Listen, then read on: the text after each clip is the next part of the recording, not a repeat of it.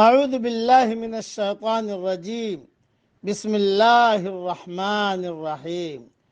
سورہ آل عمران کے چند آیتیں پڑھ رہا ہوں، آیت نمبر 29 سے لے کر آیت نمبر 32 تک۔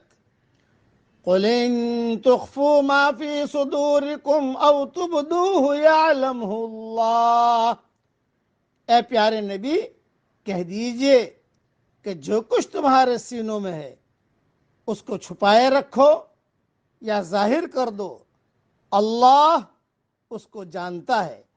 وَيَعْلَمُ مَا فِي السَّمَاوَاتِ وَمَا فِي الْأَرْضِ، اور وہ جانتا ہے جو کچھ آسمانوں میں ہے اور زمین میں ہے۔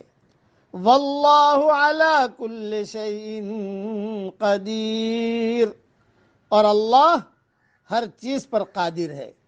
یوم تجد کل نفس ما عملت من خیر محضرا، جس دن ہر شخص اپنی کی ہوئی نیکی کو اپنے سامنے موجود پائے گا۔ وما عملت من سوء، اور جو برائی کی ہوگی اس کو بھی۔ تود لو ان بینہا وبینہ امدا بعیدا، اس دن ہر آدمی یہ چاہے گا کہ کاش ابھی یہ دن اس سے بہت دور ہوتا۔ وَيُحَذِّرُكُمُ اللَّهُ نَفْسَهُ، اور اللہ تم کو ڈراتا ہے اپنی ذات سے۔ وَاللَّهُ رَؤُوفٌ بِالْعِبَادِ، اور اللہ اپنے بندوں پر بہت مہربان ہے۔ قُلْ إِن كُنتُمْ تُحِبُّونَ اللَّهَ فَاتَّبِعُونِي يُحْبِبْكُمُ اللَّهُ وَيَغْفِرْ لَكُمْ ذُنُوبَكُمْ۔ اے پیارے نبی کہیے کہ اگر تم اللہ سے محبت کرتے ہو تو میری پیروی کرو، اللہ بھی تم سے محبت کرے گا اور تمہارے گناہوں کو معاف کر دے گا۔ واللہ غفور الرحیم، اللہ بڑا معاف کرنے والا، بڑا مہربان ہے۔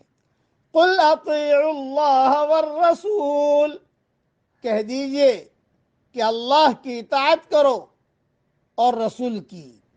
فَإِن تَوَلَّوْا فَإِنَّ اللَّهَ لَا يُحِبُّ الْكَافِرِينَ، پھر اگر وہ منہ پھیر لے تو اللہ تعالیٰ کافروں کو دوست نہیں رکھتا۔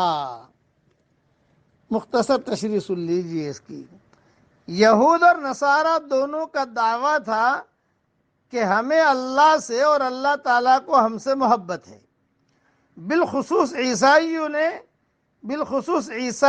حضرت عیسیٰ اور مریم علیہ السلام کی تعظیم اور محبت میں جو اتنا غلو کیا کہ انہیں درجہ الوہیت پر فائز کر دیا۔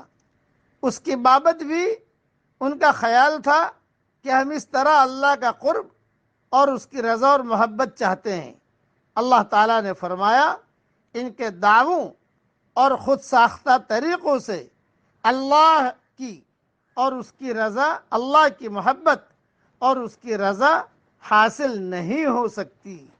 اس کا تو صرف ایک ہی طریقہ ہے کہ میرے آخری پیغمبر پر ایمان لاؤ اور ان کا اتباع کرو۔ اس آیت نے تمام دعوے داران محبت کے لیے ایک کسوٹی اور معیار مہیا کر دیا ہے کہ محبت الہی کا طالب اگر اتباع محمد صلی اللہ علیہ وسلم کے ذریعے سے یہ مقصد حاصل کرنا چاہتا ہے تو پھر یقیناً وہ کامیاب اور اپنے دعوے میں سچا ہے، ورنہ وہ جھوٹا بھی ہے اور اس مقصد کے حصول میں ناکام بھی رہے گا۔ حضرت محمد صلی اللہ علیہ وسلم کا فرمان ہے، بخاری اور مسلم کی حدیث ہے، جس نے ایسا کام کیا جس پر ہمارا معاملہ نہیں ہے، یعنی ہمارے بتلائے ہوئے طریقے سے مختلف ہے، تو وہ رد کر دیا جائے گا، وہ ہمارا نہیں ہے، فہو رد۔ اس لیے اتباع رسول صلی اللہ علیہ وسلم کی وجہ سے تمہارے گناہ ہی معاف نہیں ہوں گے بلکہ تم محب سے محبوب بن جاؤ گے۔ اور یہ کتنا اونچا مقام ہے کہ بارگاہ الہی میں ایک انسان کو محبوبیت کا مقام مل جائے۔ اللہ تعالی ہم سب سے محبت فرمائے اور ہماری قیامت تک کے آنے والی نسلوں سے بھی اللہ محبت فرمائے، آمین۔